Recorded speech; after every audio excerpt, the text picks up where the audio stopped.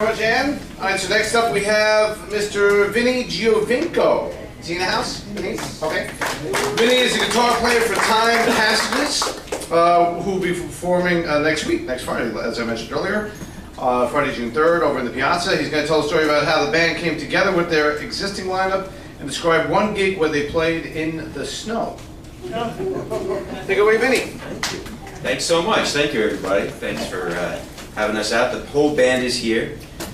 This gentleman in the hat, everybody right there. We're all going to see you next Friday, I hope, every single one of you. My friend Joe, who actually works for the Village of Westbury as well, Joe Ulo, when he approached me and said, you know, they're having this kickoff event and they need some storytellers, I started thinking about it, and he said, you know, they really like someone from the band to come down and tell their story. I said, and I gave it a little bit of thought, and our band members are notoriously shy. You'd never know that about musicians who love to be in front of people, but you ask them to speak in front of people, that's a whole different thing. So I got elected by default to come up here and tell the story. But when I was thinking about it, I said, you know, our story always centers around Westbury. Now, I live in Kings Park, but I was raised in Westbury. I moved here when I was 9 years old.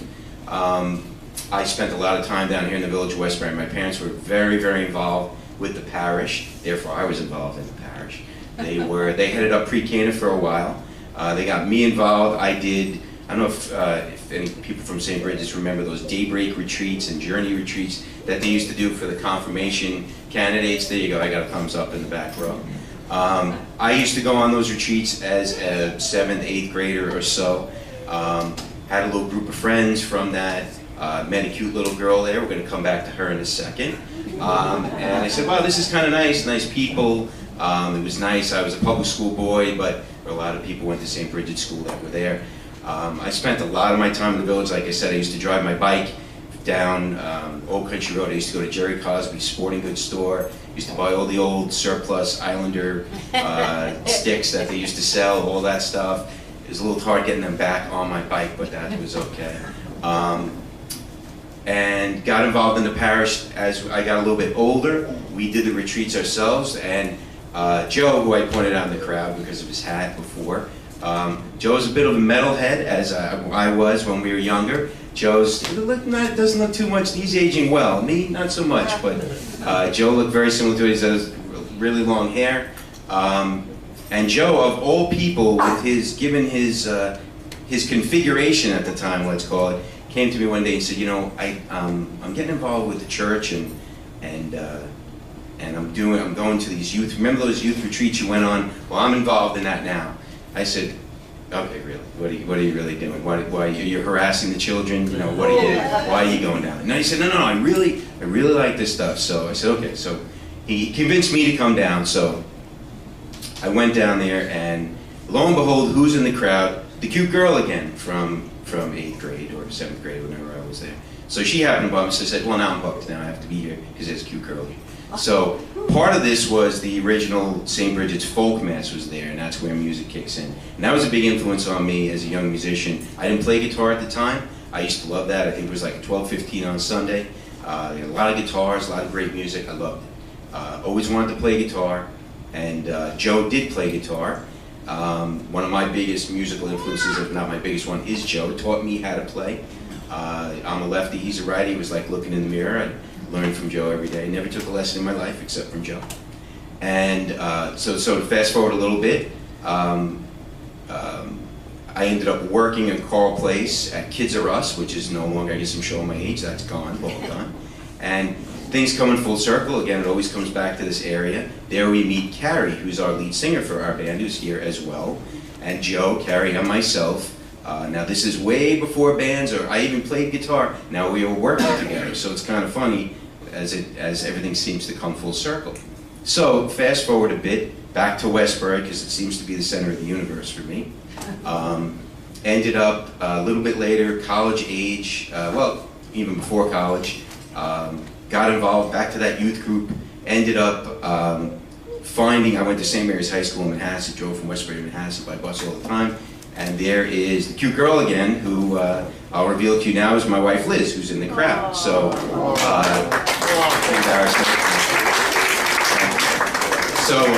So now she's in the fold. So why am I bringing up Liz so much? Because now we got her, who's kind of she was in, I think, the Fife and Bugle Corps at St. Bridget's. I don't know if that considers music or not. We'll get it. But what we did was, when Father John White was at the parish a little bit later on, he was in the crowd. He made a plea to, I need music. I want to do, he came from East Islip. I need a rock mass. I want a rock mass where we let you play regular songs mixed in with the parts of the mass and all that kind of stuff. And he made a plea, and it's kind of like a light shining on me. I said, this is my thing. This is going to make me, I had just started playing guitar with Joe. He said, this is the thing that's going to force me into action, etc. So we started the first rock mass, which I think still goes on, 6 o'clock on Sundays still. It's a little different now, but we're the founding members of the rock mass. And we did that 5 years straight, no breaks, which was, looking back on it, I think we needed a break, Joe, every once in a while, a little recharge. But again, coming back to Westbury again, I lived in Oyster Bay at the time, still went to St. Bridget's for Mass and for the Rock Mass, and that continued. I left the Rock Mass after a while, as I had kids, whatnot. Joe still continued the Rock Mass on. So, back to music. So then, now we start to get married, kids, life gets in the way kind of thing. The guitars go away, they get put away for a while. About 10 years to be exact. So, I was coaching my kids, I had no time for music, etc. As my kids got older, I picked up the guitar again, and I said, you know, this is, I really miss it. I really miss playing in front of people, doing this for fun. And just around that time, and I'm not going to embarrass Joe too much, but he was having a little bit of a tough time in his life, etc. A little down in the dumps kind of thing, and hadn't picked up a guitar. Now this is my idol, right? How can you not play guitar? You waste all that talent. So I started, we had a friend, Matt, who was in the original folk group at St. Bridget's. Matt, we heard through the grapevine, was doing open mic nights in Seacliff. So we went to go see Matt one night. I went there just to observe. I really didn't have the confidence to start playing again. And I, again, felt that little bit of a calling. Next week I came in with my guitar. Called Joe, not interested, I'm busy, you know, got things to do, working too much, etc. Okay. So, it's still, you know, not sounding right to me. A little down in the dumps still. So I started playing open mics, and they had me opening the night for the other people. I guess since I was hadn't been played for a while, they said, let's just give them this time slot when no one's here. And they were probably right. So played for a few weeks. Finally, got Joe back in the fold. Came in first watching one week, then coming back with his guitar. Best thing ever. All of a sudden, this is part of, you know, of course, my thing is all coming back to Westbury, but also the power of music. That you see his whole demeanor change, and it's amazing to me how whether you play music, whether you like live music, music is very compelling to me. I take music very seriously. I enjoy the heck out of it. People who know me, I'm a concert addict. I'm always at live shows everywhere, from little to arenas. And there you go. So you're feeding the habit. So there you go. So anyway, so again, coming back, everything always seems to come back to Westbury.